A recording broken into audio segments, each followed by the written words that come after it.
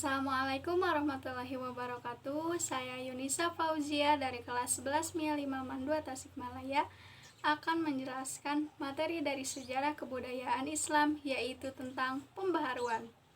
Apa itu pembaharuan? Pembaharuan Islam adalah upaya-upaya untuk menyesuaikan paham keagamaan Islam dengan perkembangan baru yang ditimbulkan oleh kemajuan ilmu pengetahuan dan teknologi modern. Dalam bahasa Arab, gerakan pembaharuan Islam disebut dengan tajdid, sedangkan pelakunya disebut dengan mujaddid. Adapun ide-ide atau pemikiran tokoh-tokoh pembaharuan. Yang pertama, Muhammad Ali Pasha. Muhammad Ali Pasha adalah pendiri dinasti Mesir yang keturunannya memerintah Mesir sampai tahun 1952. Kemunculannya di Mesir tahun 1799.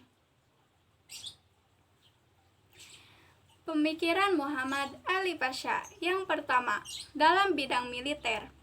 Prancis dapat diusir Inggris pada tahun 1802 Masehi. Pada tahun 1815 Masehi, untuk pertama kalinya, Mesir mendirikan sekolah militer yang sebagian besar instrukturnya didatangkan dari Eropa. Yang kedua, bidang ekonomi dan sosial. Usaha Muhammad Ali Pasha yang hebat adalah menyelesaikan pembaharuan sebuah terusan kuno yang menghubungkan antara Alexandria dengan Sungai Nil. Yang ketiga, dalam bidang pendidikan, Muhammad Ali Pasha dalam pemikirannya mampu mendirikan sekolah militer, sekolah teknik, sekolah militer, sekolah kedokteran, sekolah pertambangan, dan sekolah penerjemah. Yang kedua, ide-ide atau pemikiran dari Jamaluddin Al-Afghani, yaitu yang pertama, mengisi semangat baru di timur sehingga ia menghidupkan kembali kebudayaan. Yang kedua, melawan dominasi asing atau imperialisme barat sehingga negara-negara timur dikembalikan kepada kemerdekaannya yang diperkuat oleh ikatan kebersamaan untuk menghalau bahaya yang datang dari bangsa barat. Pemikiran atau ide-ide tokoh yang ketiga, yaitu Muhammad Abduh. Yang pertama, faktor utama kemunduran umat Islam adalah jumud. Apa itu jumud?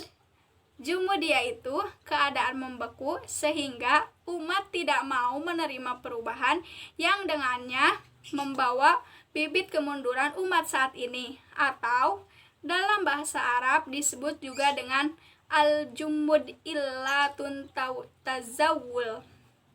Yang kedua, bidang masalah ijtihad.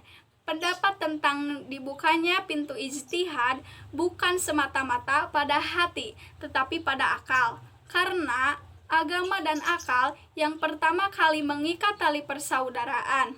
Yang ketiga, bidang ilmu pengetahuan Islam atau pendidikan. Muhammad Abduh percaya bahwa anak petani dan tukang harus mendapat pendidikan minimum agar mereka dapat meneruskan jejak ayah mereka. Kurikulum sekolah ini diantaranya harus meliputi 1.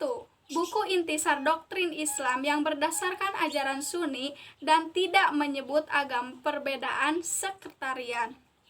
Yang kedua, teks ringkas yang memaparkan secara garis besar fondasi kehidupan etika dan moral dan menunjukkan mana yang benar dan mana yang salah. Yang ketiga, teks ringkas sejarah hidup Nabi Muhammad SAW, kehidupan sahabat, dan sebab-sebab kejayaan Islam.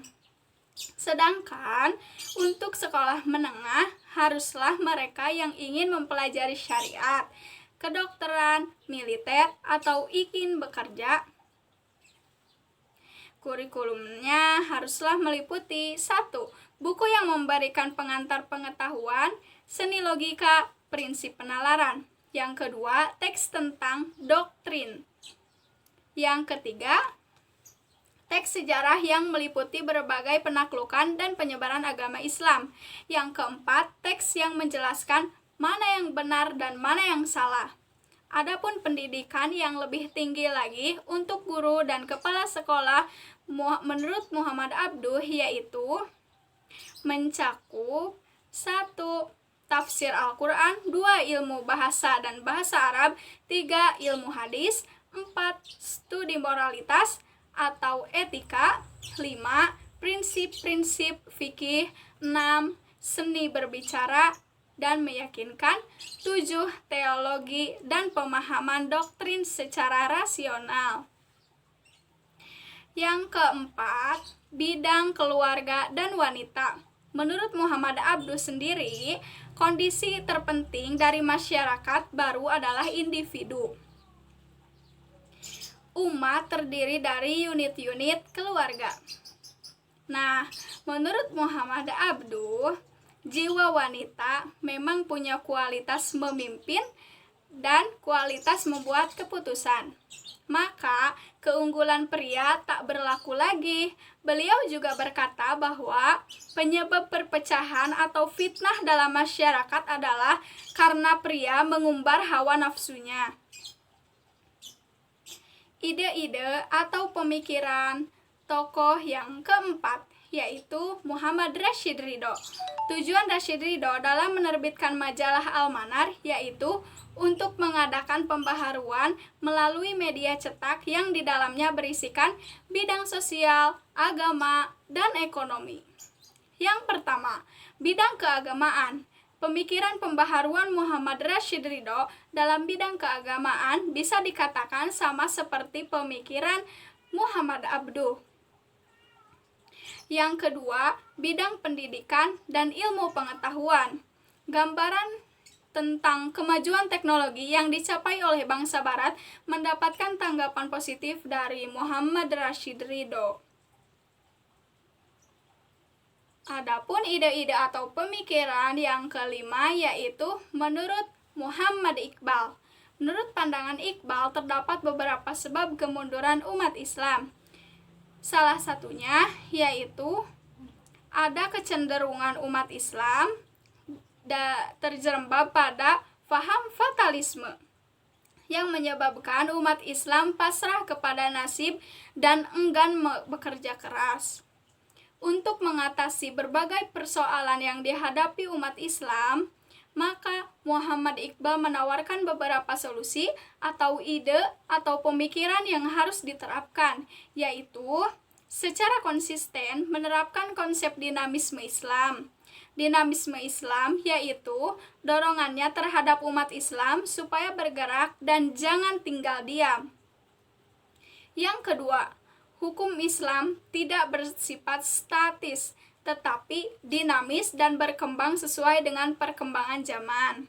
Yang ketiga, intisari hidup adalah gerak. Karenanya, Iqbal menyeru agar umat Islam bangun dan menciptakan dunia baru. Sekian dari saya, penjelasan tentang pembaharuan. Kurang lebihnya mohon dimaafkan. Terima kasih. Wassalamualaikum warahmatullahi wabarakatuh.